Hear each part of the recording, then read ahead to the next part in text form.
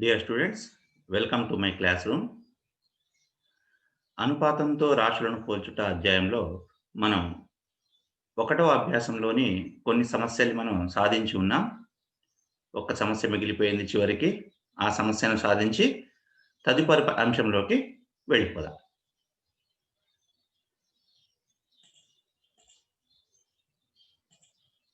చూడండి, P comma క్యూలు AB రేఖాఖండంపై AB యొక్క మధ్య బిందువుకు ఒకే వైపునకు గల బిందువులు. పి బిందువు ఏబిను 2:3లో, క్యూ బిందువు ఏబిను 3:4లో విభజించుచున్నవి. పిక్యూ 2 సెంటీమీటర్లు అయిన ఏబి పొడవును కనుగొనుము. ఇది మన సమస్య. సో దీని సాధన చూద్దాం. అయితే ఒకసారి మనం సమస్యను క్లుప్తంగా పరిశీలించిన తర్వాత దాని యొక్క సాధనలోకి వెళ్ళిపోదాం. ఇక్కడ పి కామా క్యూలు ఏబి రేఖాఖండంపై ఏబి యొక్క మధ్య బిందువుకు ఒకే వైపునకు గల బిందువులు అన్నాడు.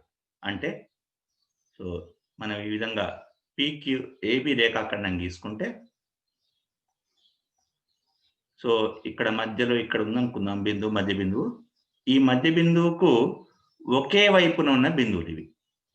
మధ్య బిందువు ఇక్కడ ఉందనుకుంటే లైట్‌గా పిక్యూలు మధ్య బిందువుకు ఒకే వైపు గల బిందువులు. మధ్య బిందువు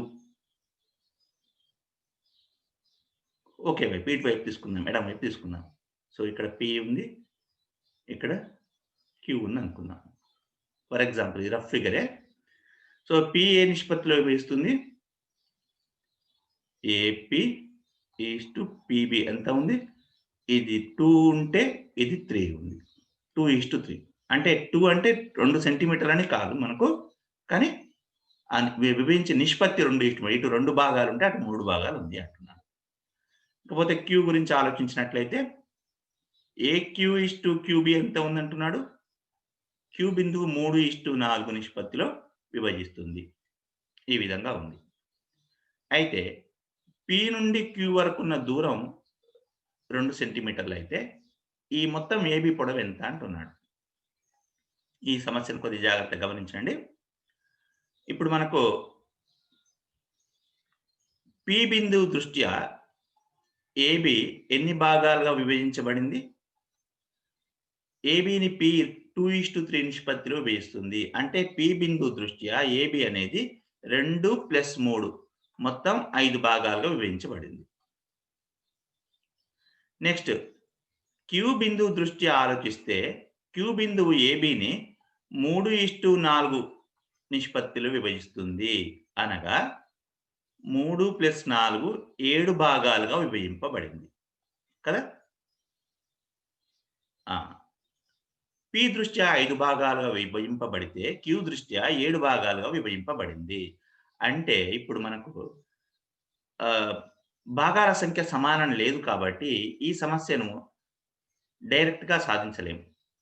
కాబట్టి ఏం చేద్దామంటే 5 7ల కాసాగు ఎంత మనకు? 5 7ల కాసాగు 35. కాబట్టి దీన్ని 35 భాగాలుగా విభజించినాం అనుకుందాం.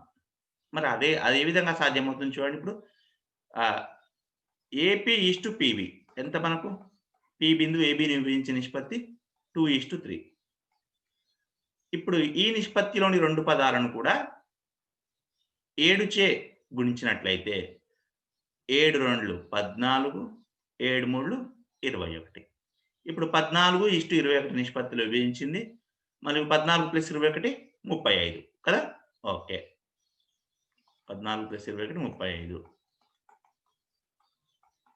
ఇప్పుడు మళ్ళీ క్యూ బిందువు ఏబిని విభజించే నిష్పత్తి తీసుకుందాం. AQ is to QB is equal to ఎంత? 3:4 కదా. ఇప్పుడు మళ్ళీ దీన్ని ఈ 2 పదాలను 7 చేత గుణిస్తే 7 3 5తో గుణిద్దాం. 5 3 15, 5 4 20. ఇప్పుడు ఎన్ని భాగాలు అవుతుంది చూడండి? 15 + 20. ఇప్పుడు కూడా 35 భాగాలు. ఓకే. అంటే ఇప్పుడు మనం ఏం చేద్దామంటే పి బిందువు ఏబిని విభజించే నిష్పత్తి 14:21, క్యూ బిందువు ఏబీని విభజించే నిష్పత్తి 15:20 అనుకుందాం. ఇప్పుడు పీక్యూ అనే దూరం దేనికి సమానం? ఏక్యూ నుంచి ఏపీ పొడవు తీసేస్తే వస్తుంది కదా! ఏక్యూ పొడవు నుంచి ఏపీ పొడవు. అయితే మరి లెక్క ప్రకారం పీక్యూ అనేది 2 సెంటీమీటర్లు కదా! మరి లెక్క ప్రకారం ఏక్యూ ఎన్ని భాగాలు? ఇక్కడ చూడండి, ఏక్యూ 15 భాగాలు. 15 భాగాలు. మైనస్ ఏపీ ఎన్ని భాగాలు? ఎక్కడుంది ఏపీ? ఏపీ ఇక్కడంటే ఇది 14 భాగాలు. 15 భాగాల నుంచి 14 భాగాలు తీసిస్తే ఒక భాగం ఈజ్ ఈక్వల్ టు ఎంత ఉంది? 2 సెంటీమీటర్లు. కదా! అంటే ఇప్పుడు ఒక భాగం 2 సెంటీమీటర్లు అన్న విషయం తెలిసింది మనకు. అయితే ఇప్పుడు ఏబీని మనం మొత్తం ఎన్ని భాగాలుగా విభజించాం? పీ దృష్ట్యా అయినా 35, క్యూ దృష్ట్యా అయినా 35. అంటే ఏబీ మొత్తం 35 భాగాలు. ఒక భాగం 2 సెంటీమీటర్లు అయితే 35 భాగాలు 35 ఇంటూ 2 70 సెంటీమీటర్లు. సో, ఇది మన యొక్క సమస్య. ఓకే. దీన్ని మనం క్లియర్‌గా రాసుకునే ప్రయత్నం చేద్దాం. సో, దీని యొక్క సాధన ముందు పటం వచ్చింది. ఆ తర్వాత సాధన చూడండి. సాధన మొత్తం నీట్‌గా వచ్చేసింది. మీరు దీన్ని రాసుకోవచ్చు. ఓకే. సో, ఇంతటితోటి అభ్యాసం 5.1 పూర్తి అయింది. ఇకపోతే నెక్స్ట్ సమస్య లేదు కాబట్టి, తర్వాతి అభ్యాసానికి సంబంధించిన అంశాలను మనం చూద్దాం. సో, తర్వాతి సమస్యకు సంబంధించిన అంశాల్లో ముందు మనకున్నది రుసుము లేదా డిస్కౌంట్. రుసుము లేదా డిస్కౌంట్. ఈ పదం మనం చాలా సార్లు వినుంటాం. రుసుము అనేది వాడుకలో తక్కువ కానీ, డిస్కౌంట్ అనేది మనం చాలా సార్లు వినుంటాం కదా! న్యూస్ పేపర్‌లలో, టీవీలలో మరియు రోడ్ల పైన ఫ్లెక్సీలలో మనం గమనిస్తూ ఉంటాం. ఏంటి? పండగ సందర్భంగా డిస్కౌంట్ అని, ఆషాఢ మాసం సందర్భంగా డిస్కౌంట్ అని. అంటే ఏంటి అర్థం? అంటే డిస్కౌంట్ అంటే ఒక వస్తువు యొక్క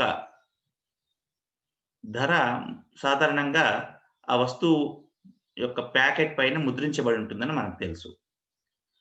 అయితే ఈ ముద్రించిన ధరనే ప్రకటన ధర అని గూడా అంటారు. సో, వస్తువు యొక్క ప్రకటన ధర పైన కొంత తగ్గింపును ఇచ్చి అమ్మకాలు పెంచుకోవడానికి ప్రయత్నిస్తుంటారు. అయితే ఈ విధంగా వస్తువు యొక్క ప్రకటన ధరపై తగ్గించే మొత్తాన్నే మనం రుసుము లేదా డిస్కౌంట్ అంటాము. అంటే వస్తువు పైన ఉన్న ధర కాకుండా కొంత తగ్గించి అమ్మకం ధర ఉంటుంది. ఈ తగ్గించిన మొత్తాన్నే మనం రుసుము లేదా డిస్కౌంట్ అంటాము. చూడండి, వస్తువుల ప్రకటనల ధర పైన తగ్గించే మొత్తాన్నే రుసుము లేదా డిస్కౌంట్ అని అంటాం. మరి ఈ రుసుముని శాతాల్లో తెలపాలంటే ఏ విధంగా తెలపాలి? ఇప్పుడు ఫర్ ఎగ్జాంపుల్ ₹200 వస్తువు పైన ₹200 వస్తువుపై ఒక ₹10 డిస్కౌంట్ ఇచ్చాడనుకుందాం. ₹10 డిస్కౌంట్. ఇస్తే ఎంత డిస్కౌంట్ ఇచ్చినట్టు? డిస్కౌంట్ లేదా రుసుము ఎంత అన్నట్టు ఇక్కడ? రుసుము ఎంత? ₹10 కదా! మరి అమ్మకం ధర ఎంత ఉంటుంది? సో, అమ్మకం వెల ఎంత ఉంటుంది?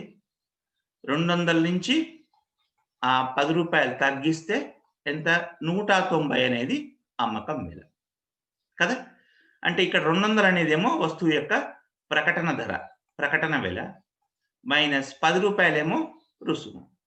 సో, ఈ రుసుము ఇచ్చే సందర్భాలలో అమ్మకం వెల ఏమవుతుంది?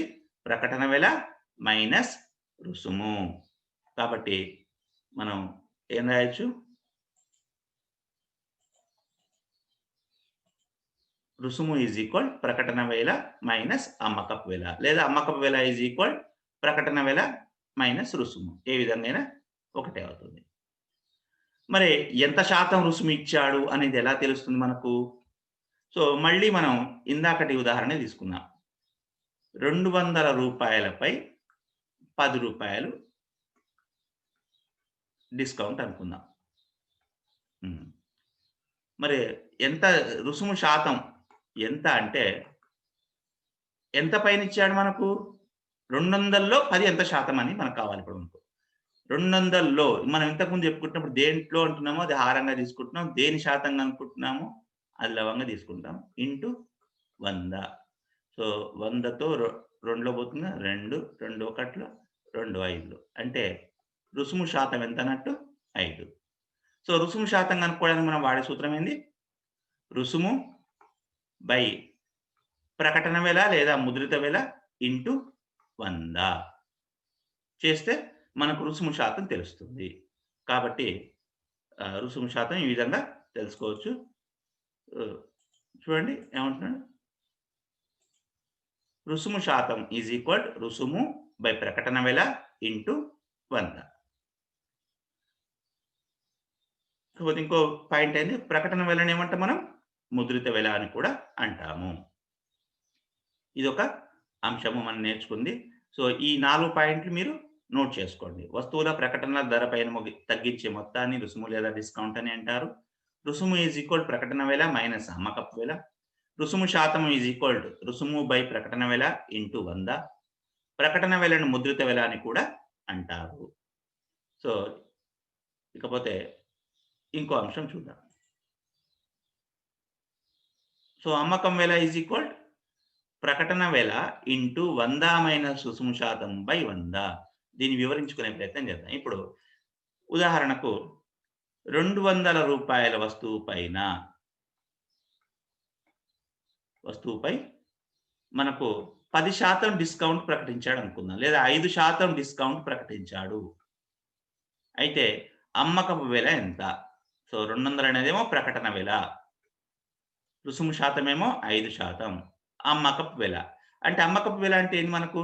200 నుంచి 5% తగ్గించిన తరువాత అమ్మకం వేల. అంటే మామూలుగా తర్వాత ఒక శాతం ఇచ్చి ఆ నిర్ణీత శాతం తగ్గించిన తర్వాత లేదా పెంచిన తర్వాత మనం ఏ విధంగా కనుక్కుంటాం అనుకున్నాం గుర్తు తెచ్చుకోండి.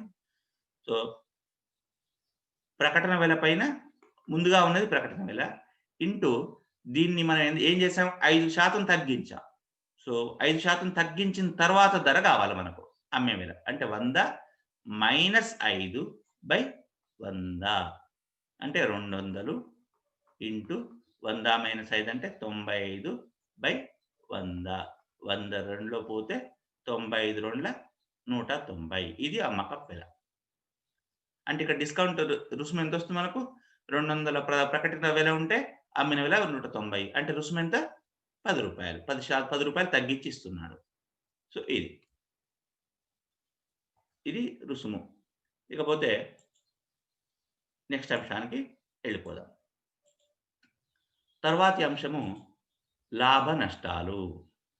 సో, వ్యాపారంలో ముఖ్యంగా మనకు తెలుసు వ్యాపారం అనేది లాభ నష్టాలపైనే ఆధారపడి ఉంటుంది. సో, మరి లాభము అంటే ఏంది? నష్టము అంటే ఏంది? అనేది మనం చూద్దాం. సో, ఇందులో మనం పెద్దగా చెప్పుకోవాల్సిన అవసరం లేదు. లాభ నష్టం అంటే ఏంది? లాభం అంటే ఏంది? ఒక వస్తువు వ్యాపారి తను కొన్న వెల కంటే ఎక్కువ వెలకు అమ్ముతుంటాడు సాధారణంగా. ఎందుకంటే తన జీవన భృతి అదే కాబట్టి ఎంతో కొద్దిగా లాభం సంపాదించుకొని ఆ లాభంతోటి జీవనం కొనసాగిస్తుంటాడు. కాబట్టి సాధారణంగా వ్యాపారులందరూ లాభం రావడం కోసమే ప్రయత్నిస్తుంటారు. అదే నష్టం అంటే ఏంటి? ఒక్కోసారి మనం కొన్న ధర కంటే తక్కువకే అమ్మాల్సి రావచ్చు. ఆ వస్తువుకు డిమాండ్ పడిపోవడం వల్లనో, వస్తువును ప్రజలు ఎక్కువగా వాడకపోవడం వల్లనో, వస్తువు యొక్క ఉత్పత్తి ఎక్కువయ్యి విరివిగా మార్కెట్‌లోకి అందుబాటు రావడం వల్లనో, మనం కొన్న వెల కంటే అమ్మిన వెలే తక్కువుంటుంది. ఎక్కువ కొని తక్కువకి అమ్మితే ఏమొస్తుంది మనకు ఆటోమేటిక్‌గా? నష్టం. ఒక వస్తువును రూ. 100 కొని రూ. 50కి అమ్మినామనుకోండి ఏమొస్తుంది? నష్టమొస్తుంది. అదే 100 కొని రూ. 120 అమ్మినామనుకోండి, రూ. 20 ఎక్కువగా వచ్చింది. అంటే అది లాభం. కాబట్టి ఇప్పుడు మనం లాభం అంటే ఏమని రాయొచ్చు? అమ్మిన వెల మైనస్ కొన్న వెల. ఎందుకంటే అమ్మిన వెల ఎక్కువ ఉంటేనేమో అది లాభం. అంటే ఇప్పుడు రూ. 100 కొని కొన్న వెల రూ. 100. అమ్మిన వెల రూ. 110 అనుకుంటే లాభం ఎంత? అమ్మిన వెల నుంచి కొన్న వెల తీసేస్తాం. అంటే ఎంతొస్తుంది? ఇక్కడ రూ. 10 లాభం అన్నమాట. సో, అదేవిధంగా ఒకవేళ నష్టం ఎప్పుడు ఏ సందర్భాల్లో వస్తుంది? ఇప్పుడు చూడండి, ఫర్ ఎగ్జాంపుల్ కొన్న వెల రూ. 50, అమ్మిన వెల రూ. 45 అనుకుందాం. ఇప్పుడు కొన్న వెల ఎక్కువ ఉండి, అమ్మిన వెల తక్కువగా ఉంటే ఏమొస్తుంది? వచ్చేది నష్టం. నష్టం ఈజ్ ఈక్వల్ టు ఏమని రాయొచ్చు మనం? కొన్న వెల మైనస్ అమ్మిన వెల. అంటే ఇక్కడ ఎంత మనకు 50 మైనస్ 45 అంటే రూ. 5. ఈ విధంగా.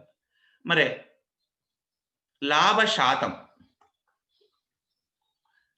శాతము అంటే మనం కొన్న ధర పైన ఎంత శాతం లాభం వచ్చింది?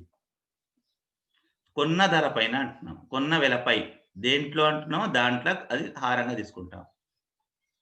దేని శాతం అనుకుంటున్నాం? లాభ శాతం. కాబట్టి లాభం బై కొన్న వెల ఇంటూ 100. ఇది లాభ శాతం. ఒకవేళ నష్టం వచ్చినా కూడా నష్ట శాతానికి సూత్రం ఏంది? సేమ్ ఇదే.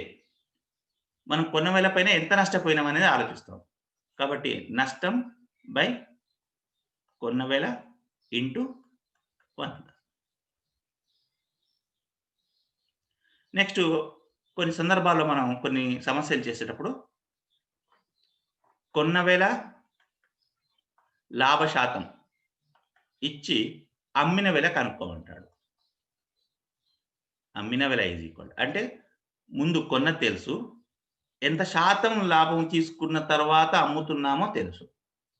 కాబట్టి ఫర్ ఎగ్జాంపుల్ ఇప్పుడు 100 ప్లస్ లాభ శాతం బై 100ను కొన్న వెలతోటి గుణించాలి. లేకపోతే కొన్న వెల ఇంటూ 100 ప్లస్ లాభ శాతం బై 100. అంటే ఏం చేస్తున్నాం ఇక్కడ మనం?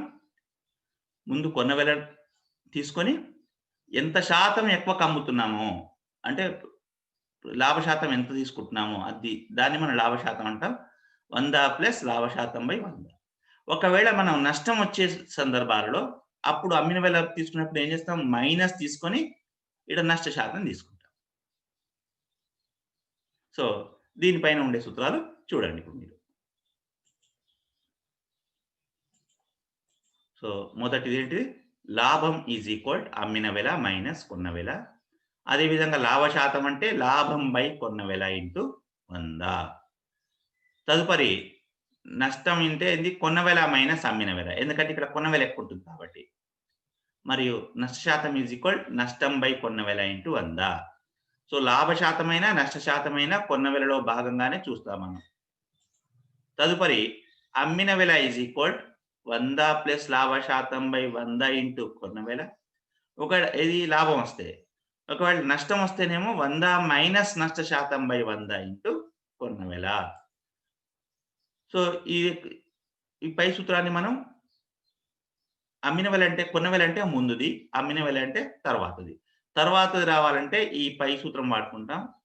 ముందుది కొన్న వెల రావాలంటే కింది సూత్రం. కొన్న వెల ఈజ్ ఈక్వల్ 100 బై 100 ప్లస్ లాభ శాతం ఇంటూ అమ్మిన వెల. లేదా 100 నష్టం వచ్చే సందర్భాల్లో 100 బై 100 మైనస్ నష్ట శాతం ఇంటూ అమ్మిన వెల. సో, ఇది లాభ నష్టాలకు సంబంధించిన సూత్రాలు. ఈ సూత్రాలు కూడా మీరు నోట్ చేసుకోండి. ఎందుకంటే ఇవి ఖచ్చితంగా మనం చాలా సందర్భాల్లో ఉపయోగిస్తుంటాం కాబట్టి. సో, ఇక నెక్స్ట్ మనం ఈ అంశాలపైన రుసుము మరియు లాభ నష్టాలపైన ఉన్న తర్వాతి అధ్యాయం 5.2 చూద్దాం. సో, మొదటి సమస్య చూడండి. 2012వ సంవత్సరంలో ప్రపంచం మొత్తం మీద అంతర్జాలం ఉపయోగించు వారి సంఖ్య 36.4 కోట్లుగా అంచనా వేయడమైంది. వచ్చే 10 సంవత్సరాలలో ఈ సంఖ్య 125% పెరుగునని అంచనా వేయబడింది. అయినా 2022వ సంవత్సరంలో అంతర్జాలమును ఉపయోగిస్తారని అంచనా వేయబడిన వారి సంఖ్య ఎంత? ఇది క్వెషన్. ఏంది? అంతర్జాలము అంటే ఏంది? ఇంటర్నెట్. సో, 2012వ సంవత్సరంలో ఇంటర్నెట్ వాడేవారి సంఖ్య 36.4 కోట్లని అంచనా వేశారట. వచ్చే 10 సంవత్సరాల్లో మరి ఇంటర్నెట్ వాడేవారి సంఖ్య 125% పెరుగుతుంది. 125% కావడం కాదు. 125% పెరుగుతుంది. అంటే 100 ఉంటే 100కు 125 మంది పెరుగుతారు. అంటే 100 ప్లస్ 125 225 మంది పెరుగుతారనమాట. 100 ఉంటే. ఆ విధంగా అంచనా ఏస్తే మరి 2022 సంవత్సరంలో ఎంతమంది ఉపయోగిస్తారని అంచనా వేయొచ్చు. అది సమస్య. సో, సాధన చూద్దామా? 2012లో ఎంత ఉన్నారు మనకు? 2012 రఫ్‌గా రాస్తున్నాను. 2012లో 36.4 కోట్లు. 10 సంవత్సరాల తర్వాత పెరుగుదల శాతం ఎంత ఉంటుంది? 125%. 10 సంవత్సరాల తరువాత 2022లో ఎంతమంది ఉంటారు? అంటే 2012లో అంటే ఇప్పటి ప్రస్తుతం 2012 అనుకుంటే ప్రస్తుతం ఉన్న జనాభా అంటే ఇంటర్నెట్ వాడేవారి జనాభా ఇంటూ ఇప్పుడు మనం కనుక్కునేది తర్వాతది. అంటే 125% పెరిగిన తర్వాత. అంటే పెరిగిన తర్వాత అంటున్నాం కాబట్టి పైన 100 ప్లస్ ఎంత శాతం పెరుగుతారనుకుంటున్నాం? 125/100. ప్రస్తుతం వాడేవారు ఎంతమంది? 36.4 కోట్లు. ఆ కోట్లనేది మనం చివరికి కూడా మళ్ళా రాయొచ్చు. ఇంటూ 125/100. సో, 25తో మనం కొట్టివేసి 25 4 25 5లు. మళ్ళీ 4తో కొట్టేసి 4 ఒకట్లు. 4 9లో 4 ఒకట్లు. అంటే 9.1 ఇంటూ 5 అంటే 45.5 ఏంటివివి? అది కోట్లలో ఇచ్చేది కాబట్టి ఇది కూడా కోట్లు. సో, 2022లో ఇంటర్నెట్ ఎంతమంది వాడతారని అంచనా వేస్తుర్రు? 45.5 కోట్లు. సారీ ఇక్కడ ఏం తప్పు చేసాం మనం? 100 ప్లస్ 125 అంటే 125 ఏసాం. 225. 225 అయితే ఎంతలో కోట్లు పోతుంది? 9లో. కాబట్టి సరైన ఆన్సర్ 9.1 ఇంటూ 9 అంటే 81.9 కోట్లు. ఇది కాదు. సో, 81.9 కోట్లు. ఇది మనకు 125% పెరిగితే ఇంటర్నెట్ వాడేవారి సంఖ్య. సో, ఈ సమస్యను మీరు రాసుకోవడానికి అనుకూలంగా క్లియర్‌గా చూడండి.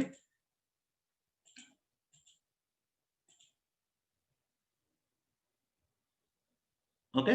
ఇది మీరు రాసుకోవాల్సింది. 2012లో వాడేవారి సంఖ్య 36.4 కోట్లు. 10 సంవత్సరాల తర్వాత పెరుగుదల శాతం 125. సో, 10 సంవత్సరాల తర్వాత 2022లో అంతర్జాలం వాడేవారి సంఖ్య. సో, ప్రస్తుతం ఉన్నవారు అంటే 2012లో ఉన్నవారు ఇంటూ 100 ప్లస్ పెరుగుదల శాతం బై 100 కోట్లు. అంటే మొత్తం చేసిన తర్వాత మనకు 81.9 కోట్లొచ్చింది. సో, ఇది మొదటి సమస్య. సో, రెండో సమస్యకి వెళ్ళిపోదాం. ఒక గృహ యజమాని తన ఇంటి అద్దెను ప్రతి సంవత్సరం 5% పెంచును. ప్రస్తుతం ఆ ఇంటి అద్దె 2,500 అయినా 2 సంవత్సరముల తర్వాత ఇంటి అద్దె ఎంత? సో, దీని సాధన చూద్దాం. ఇది కూడా చాలా సింపుల్‌గా ఉంది. సో, ముందేంది? ప్రస్తుత ఇంటి అద్దె ఎంత? ప్రస్తుతం అద్దె. రఫ్‌గా రాస్తున్నా నేను. ప్రస్తుతం అద్దె ఎంత? 2,500. ఇప్పుడు మనకు 2 సంవత్సరాల తర్వాత అద్దె కావాలి.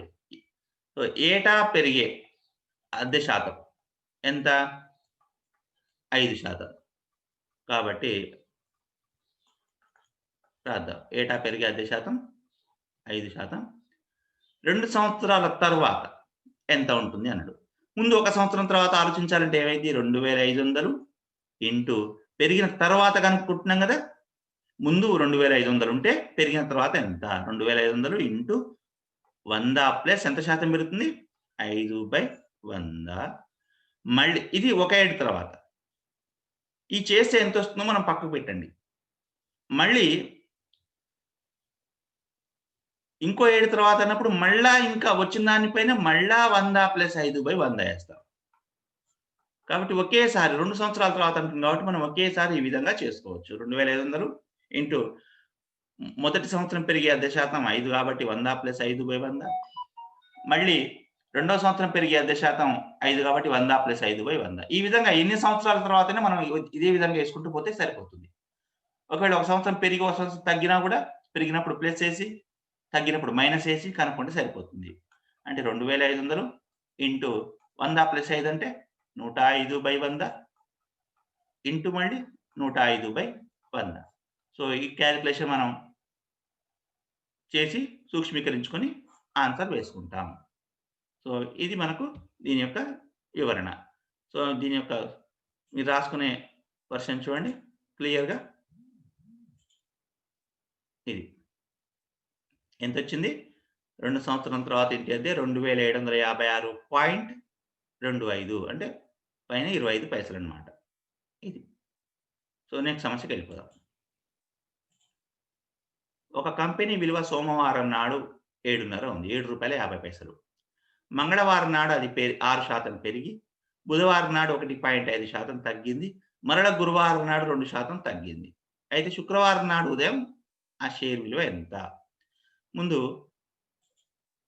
షేర్ అంటే ఏంది మీరు ఒకసారి నేను క్లుప్తంగా చెప్తాను. మామూలుగా పెద్ద కంపెనీలు ఏదైనా ఉత్పత్తిని ప్రారంభించాలంటే, లేదా ఏదైనా ఇంకొక కొత్త కంపెనీ పెట్టాలంటే, వాళ్ళేం చేస్తారంటే, తమ దగ్గర ఉన్న పెట్టుబడి సరిపోదు కాబట్టి, ప్రజల నుండి పెట్టుబడులు స్వీకరించి, ఆ కంపెనీలో ప్రజలకు కూడా వాటా ఇస్తారు. ఆ వాటాలనే మనం షేర్లు అంటాం. అయితే ఈ విధంగా ఒక కంపెనీ షేర్ విలువ సోమవారం నాడు రూ. 7.50 ఉంది. కంపెనీ షేర్ విలువ. సోమవారం రూ. 7.50. మంగళవారం నాడు 6% తగ్గి, బుధవారం నాడు 1.5% పెరిగి, మళ్ళా గురువారం 2% తగ్గింది. అయితే శుక్రవారం నాడు ఉదయం స్టార్ట్ అయ్యేసరికి ఆ షేర్ విలువ ఎంత ఉంది అంటున్నాడు. సో, ఇందాక చెప్పినట్లు డైరెక్ట్‌గా మనం ఏమనేయొచ్చు శుక్రవారం నాడు షేర్ విలువ మొదట ఎంతుంది? రూ. 7.50 ఇంటూ మంగళవారం ఏంది 6% పెరిగింది. 6% పెరిగిన తర్వాత వచ్చే విలువ కనుక్కోవాలంటే ఏం చేస్తాం? 100 ప్లస్ 6/100 ఇది మంగళవారానికి. మళ్ళా బుధవారం నాడు 1.5% తగ్గింది. మళ్ళా బుధవారం నాడు తగ్గిన తర్వాత ధర కనుక్కోవడానికి ఇప్పుడు వచ్చిన ధర పైన మళ్ళా ఇంటూ 100 ఇప్పుడు తగ్గింది కాబట్టి -1.5/100 మళ్ళీ గురువారం నాడు ఇంకో 2% తగ్గింది. మళ్ళా ఇంటూ 100 తగ్గింది కాబట్టి -2/100 ఇది చేసేస్తే మనకు సాధన వచ్చేస్తుంది. చాలా సింపుల్. కాకపోతే చూడ్డానికి పెద్దగా ఏదో ఇబ్బందిగా అనిపిస్తుంది గానీ, చేయడం చాలా సులభం. సో, చూడండి ఏ విధంగా చేస్తాం.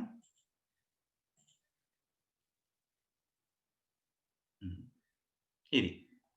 ముందు 7:30 ఉండే 6% పెరిగి, 1.5% తగ్గి, 2% తగ్గిన తర్వాత శుక్రవారం ఉదయం షేర్ విలువ రూ. 7.50 ఇంటూ 100 + 6/100 ఇంటూ 100 - 1.5/100 ఇంటూ 100 - 2/100 సో, మొత్తం ఈ సూక్ష్మీకరణ చేస్తే 7.674135 వచ్చింది. కానీ రూ. 7 తర్వాత పైసలనేవి మనం 2 అంకెలను సూచిస్తాం కాబట్టి దాదాపుగా వచ్చిన విలువ ఎంత? 7.67 అంటే రూ. 7.67 ఇది మూడవ సమస్య. సో, ఇక్కడ మీరు ఈ 100ని మీరు కొట్టివేసిన తర్వాత మీరు సాధించుకోవచ్చు. సూక్ష్మీకరించుకోవచ్చు. కొట్టివేత కొట్టివేయలేదు. మీరు సొంతంగా కొట్టివేసుకోవచ్చు. లేదా మొత్తం గుణకారం చేసిన తర్వాత మొత్తం భాగారం చేసినా పర్వాలేదు కానీ, అది చాలా పెద్దగా వస్తుంది. సాధ్యమైనంత వరకు కొట్టివేసిన తర్వాత మిగిలిన వాటిని గుణించుకొని తర్వాత భాగించుకోండి. సరిపోతుంది. ఓకే. నెక్స్ట్ సమస్యకెళ్ళిపోదాం. చాలా జిరాక్స్ యంత్రాల్లో ప్రతిసారి పరిమాణ శాతమును తగ్గించడం లేదా పెంచడం చేయవచ్చును. రేష్మా తన వద్దనున్న 2 సెంటీమీటర్లు బై 4 సెంటీమీటర్లు బొమ్మను పరిమాణం పెంచాలని కోరుకున్నది. ఆమె జిరాక్స్ యంత్రంలో 150% వేసి దాని ప్రతిని తీసుకున్నది. అయినా ఆమెకు లభించిన బొమ్మ పొడవు, వెడల్పులను కనుగొనండి. సో, ఇది ఏమంటున్నాడు మామూలుగా మనకు ఏదైనా చిన్నగా ఉన్న పటాన్ని జిరాక్స్ సమయంలో పెద్దగా చేసుకోవాలంటే, అక్కడ ఆ జిరాక్స్ పైన ఉండే ఒక ఆప్షన్ ఏముంటుంది? పెంచుకోవాలంటే ఎంత శాతం పెంచాలి? అంటే ఉన్నదానికంటే ఎంత శాతం ఎయ్యాలి? ఉన్నది 100 అనుకుంటే, మళ్ళా 100 ఏసినామనుకోండి ఎంత ఉందో అంతే వస్తుంది. 50 ఏసినామనుకోండి, 100లో సగం 50 కాబట్టి ఉన్న పటంలో సగం వస్తుంది బొమ్మ. జిరాక్స్ తీసిన తర్వాత. అట్లా కాకుండా పెరగాలనుకుంటే 100 ఉంటే 100 కంటే ఎక్కువ 150 ఏసినామనుకోండి. ఇంతకుముందు 100 ఉంటే ఇప్పుడు 150 వేశాం కాబట్టి ఏమవుతుంది? ఇంతకుముందు ఉన్న సైజు కంటే సగం సైజు ఎక్కువొస్తుంది. ఈ విధంగా మనకక్కడ ఆప్షన్ ఉంటుంది. అయితే ఒక అమ్మాయి తన దగ్గర పొడవు వెడల్పులు 2 సెంటీమీటర్లు, 4 సెంటీమీటర్లుగా ఉన్న బొమ్మను అక్కడ జిరాక్స్ మెషిన్‌లో 150% వేసి జిరాక్స్ తీసుకుంది. అప్పుడు మరి బొమ్మ పొడవు వెడల్పు ఎంత ఉంటుంది అంటున్నారు. అంటే ఇప్పుడు మనం సింపుల్‌గా మనం ఆలోచిస్తే, ఇప్పుడు ఈ విధంగా ఉందనుకుందాం. 2, 4 ఉంటే, తీసిన తర్వాత వెడల్పు 150% వేసింది కాబట్టి, అప్పుడు ఈ విధంగా కొంచెం పెద్దగా వస్తుంది. మరి ఈ పెద్దగా వచ్చిన తర్వాత 150% వేస్తే, ఈ పెద్దగా వచ్చిన తర్వాత పొడవు వెడల్పు ఎంత ఉంటాయి? సో, 100కు 50 పెరిగింది. అంటే సింపుల్‌గా చెప్పాలంటే డైరెక్ట్‌గా 100కు 50 పెరిగింది కాబట్టి 2 ఉంటే 2లో సగం. 1 పెరిగింది. అంటే ఎంతవుతుంది? 3 అవుతుంది. అట్లాగే 4కి 4లో సగం. అంటే ఎంత? 2. 2 పెరిగింది. అంటే 6 అవుతుంది. ఈ విధంగా మనం నోటికే చెప్పేయొచ్చు. కాకపోతే మనం సు క్లియర్‌గా వివరించాలంటే సో, 2 సెంటీమీటర్లుంది. ఇంటూ ఎంత పెరిగింది? ఎంత ఎంత వేసిండ్రు? 150%. 2లో 150%. అంటే 2 ఇంటూ 150/100. సో, 50 మూడులు 52. 2కు 2 క్యాన్సెల్ చేస్తే ఎంతొస్తుంది? 3. 2ది కాస్త 3 అయింది. అదే విధంగా 4ది కాస్త ఏమవుతుంది? 25 రెండ్లు, 25 మూడుల 2, 2 క్యాన్సెల్ చేస్తే 6 వస్తుంది. వచ్చేసింది ఈ విధంగా. సో, దీని యొక్క వివరణ మనం చూద్దాం. క్లియర్‌గా రాసుకోవడానికి అనుకూలంగా ఇస్తున్నాను. ఇది రాసుకోండి మీరు. సో, జిరాఫ్ తీసిన తర్వాత బొమ్మ పొడవు వెడల్పులు ఎంతొచ్చాయి? 3 సెంటీమీటర్లు మరియు 6 సెంటీమీటర్లు. ఓకే. సో, నెక్స్ట్ సమస్యకెళ్దాం. ఒక పుస్తకము ముద్రిత వెల రూ. 150. దానిపై 15% రుసుము లభించిన తరువాత ఆ పుస్తకమును కొనుటకు ఎంత మొత్తమును చెల్లించాలి? సో, ఇప్పుడు మనకు రుసుము సమస్యలొచ్చినాయి. దీని సాధన ఏందో చూద్దాం. సో, అంటే ఎంతకు అమ్ముతున్నాడు కదా! అమ్మకం వెల ఎంత? సో, మనం డైరెక్ట్‌గా చేయాలంటే అమ్మకం వెల ఈజ్ ఈక్వల్ ప్రకటన వెల ఇంటూ 100 మైనస్ రుసుము శాతం బై 100. అంటే ప్రకటన వెల పైన 15% తగ్గించిన తరువాత ఎంత ఇవ్వాలి కదా! సో, ప్రకటన వెల 150 ముద్రిత వెల లేదా ప్రకటన వెల ఇంటూ 100 మైనస్ 15% తగ్గించాడు బై 100. So, 150 into 85/100. సో, 50 రెండ్లు 50 మూడ్లు. సో, 3 5లు 15, 3 ఎనిమిదిలు 24, 1 25. 255/2 అంటే 2 ఒకట్లు, 2 రెండ్లు, 2 ఏళ్ళు, 127.5 చెల్లించవలసి ఉంటుంది. సింపుల్‌గా అయింది. సూత్రాన్ని మనం గమనించుకోండి. సూత్రం వస్తే మనకి మిగతా సమస్య అంతా ఇగ భిన్నాల భాగాహారం గుణకారం లాగే ఉంటుంది. సో, ఏంది అమ్మిన వెల అంటే ఎట్లా తెలుసుకోవాలి? ప్రకటన వెల మీద ఎంత శాతం రుసుము లభించిందో దాన్ని 100 నుంచి తీసేసి రాస్తాము. లేకపోతే ఇంకా సింపుల్‌గా మనం చేయగలం అనుకుంటే 150 ఉంది. ఇంటూ 15% పోగా మిగిలింది 85%. సో, 150లో 85% అంటే ఏందో చూస్తే సరిపోతుంది. చూడండి డైరెక్ట్‌గా ఈ స్టెప్ వస్తుంది నాకు. ఓకే. సో, దీని యొక్క సాధన చూడండి.